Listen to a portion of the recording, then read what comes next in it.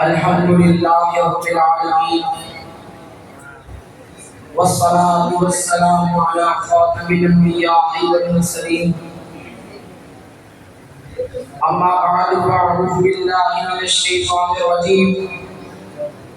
بسم الله الرحمن الرحيم قال الله تبارك وتعالى في القرآن المجيد ما كان محمد أبا أحد من رجالكم ولكن رسول الله وخاتم النبيين وكان الله بكل شيء عليما صدق الله العظيم وصدق رسوله النبي الكريم العظيم بعد الحمد والصلاة أيها المؤمنون والإخوان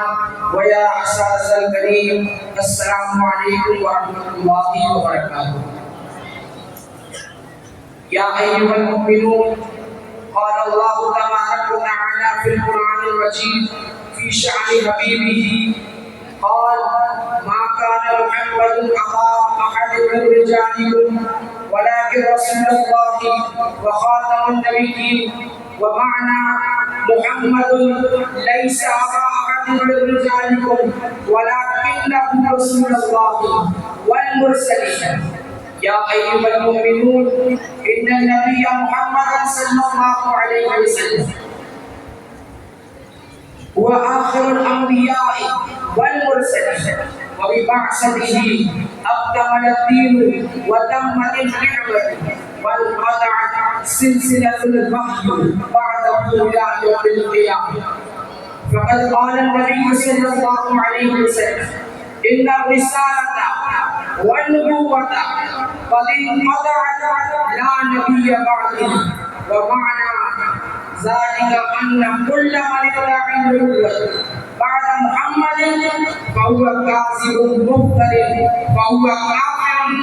وقال النبي صلى الله عليه وسلم أنا خاتم النبيين لا نبي بعدي ومعنى بعد محمد لا نبي بعدي فهو كافر مفتر فهو كاذب يا أيها المؤمنون إيماننا لا يصح إلا بالإيمان بعقيدة ختم النبوة صلى الله عليه وسلم إن النبي صلى الله عليه وسلم هو آخر الأنبياء والمرسلين إلى القيامة كما قال الشاعر وأحسن منك لم ترقت عيني وأجمل منك لم تلد النساء خلقت مبرأ من كل عيب كأنك قد خلقت كما تشاء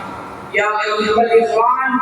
إن النبي محمد صلى الله عليه وسلم